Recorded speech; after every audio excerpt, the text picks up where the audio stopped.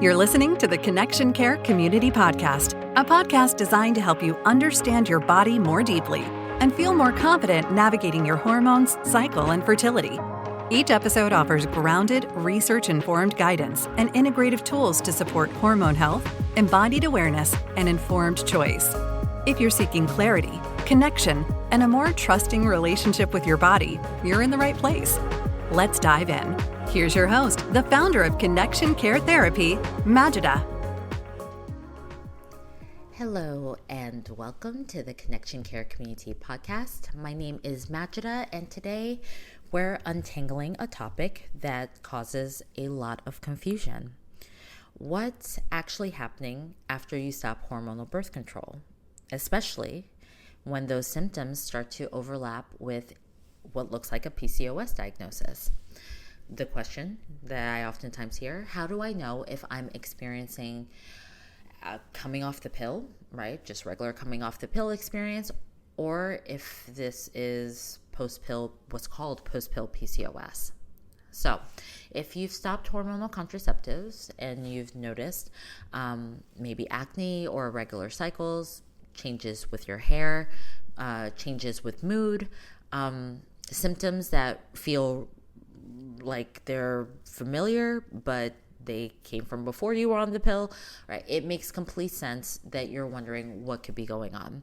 And that question can feel especially confusing because you hear people talk about that word that I mentioned earlier, that phrase, post-pill PCOS.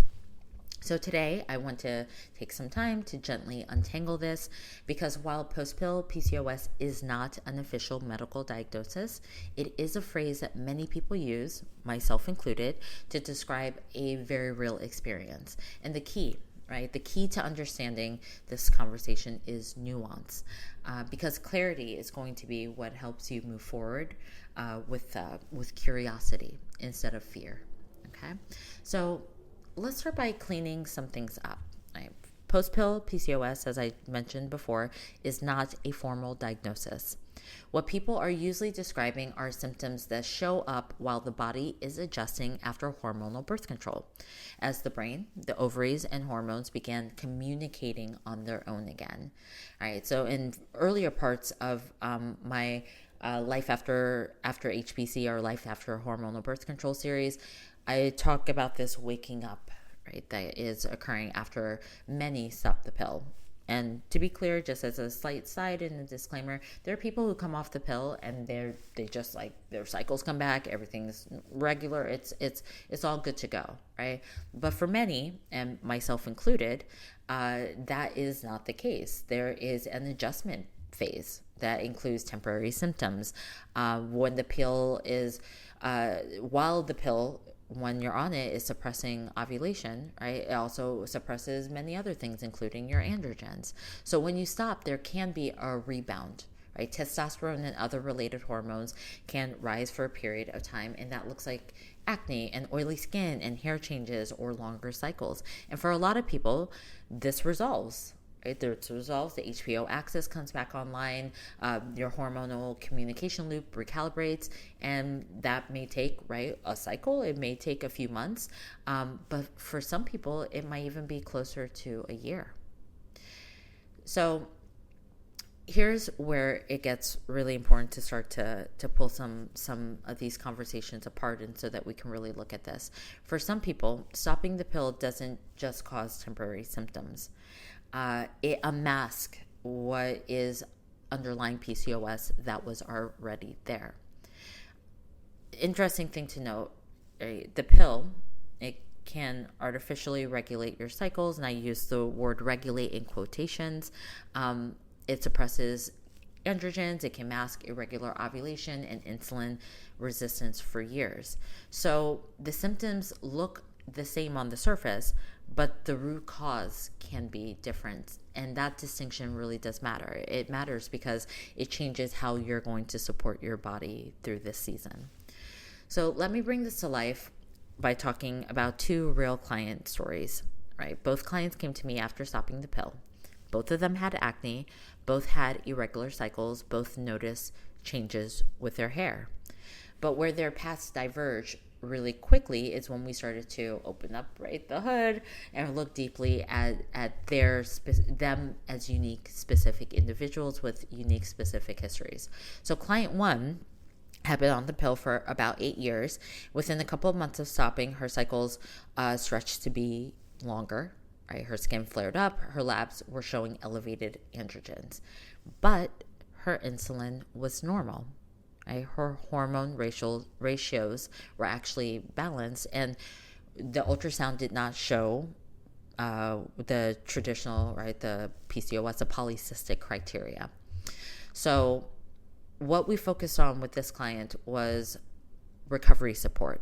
We worked on balancing her blood sugar, her nutrients, her stress regulation, supported with gentle liver detoxification support so that her liver was doing its job, right, fully, and it had its full ability to do its job. And within approximately 6 months, her cycles had come back into a more normative range. Her skin had started to clear up, and her hormones began to normalize. This was, right, client 1 was what we would call post-pill androgen rebound. The second client, as I said, symptoms looked almost identical, but her labs told a very different story. Her insulin was elevated. Her hormone ratios pointed strongly towards PCOS. Her ultrasound actually showed, right, the classic ovarian changes that are associated with PCOS. And it's important to know that not everyone diagnosed with PCOS, right, show the polycystic morphology. However, with this particular client, that's what her ultrasound was showing. And then when we explored a bit deeper, and this is why it's important to have someone in your corner who's willing to look into your history and really individualize your support while you're navigating things like what this client was navigating. Because what we found was that she remembered, prior to going on the pill, irregular cycles, painful cycles, before she started the pill when she was a teenager. So she didn't develop PCOS after the pill. The pill was more than likely masking PCOS that was already there. So same symptoms, different underlying physiology. So this means that these two clients need different long-term support and care. Okay. So how do you tell the difference? And I really want to do my best to keep this simple and empowering, not overwhelming. One of the biggest clues that I offer that you consider is time. If the symptoms start soon after stopping the pill and gradually improve over several months, that points towards recovery. If the symptoms persist past 6 months, 12 months, or even worsen, or if you had some similar symptoms prior to being on the pill, we start to think about PCOS being an underlying condition. Another clue, major clue, is insulin. Because PCOS at its core is what's called a metabolic condition. Insulin resistance drives excess androgens, disrupts ovulation, impacts egg quality. If insulin markers are normal, androgens often normalize with time. If insulin is elevated, then that is generally going to require more targeted support, and ignoring it can keep symptoms cycling, right, in this way indefinitely. So hormone trends also matter more than just a single snapshot. What I mean by that is that androgen levels that are high initially but decrease over time tell a very different story than levels that are elevated month after month after month, right? So this is where I advocate for cycle tracking, right? Cycle tracking can be a really positive tool to have in your toolkit in understanding what's happening over time, right? Your charts are going to show whether your body is moving towards regulation or if it's staying stuck. And that's, of course, going to inform what kind of help and support is best suited for you as an individual. Now, let's start talking about testing and self-advocacy. This is a big area. I go into a full testing breakdown in the Substack article, so I'm not going to list everything here on the podcast, but I want you to hear something really clearly. You deserve more than let's just wait and see. Okay, I'll say that again. You deserve more than, let's just wait and see what happens. If your symptoms are persisting, right, you deserve more than, let's just continue to just wait and see. What this looks like is that in general, I recommend giving the body at least a couple of months post-pill before testing, unless your symptoms are severe. By month 3 post-pill, testing can be very, very informative. And by month 6, right, persistent symptoms are going to deserve a much deeper look. And if we are on month 12 and your cycles have not regulated, it's time for a comprehensive reassessment. Okay? Because testing is not about just giving a label, right, or giving you a diagnosis. It's really testing in my practice. I use it to understand, right, really understand what is the root of this individual's experience, right, individual experience as to what's going on with your individual body. So even outside of a PCOS diagnosis, there are 2 things that can influence post-pill recovery more than almost anything else, right? We talked a bit about insulin. I'm going to talk about stress because rarely on any podcast or anything that I do, I usually talk about 2 things, the gut and stress. Not getting into the gut as much in this podcast, even though know that would definitely be something that I would offer that you look into and make sure that you're getting good support around. Is not uncommon for those of us who have navigated metabolic concerns to also have gut concerns as well. Right, so I'll put that on the table, but wanting to highlight insulin and stress. As I mentioned before, insulin resistance fuels androgen production.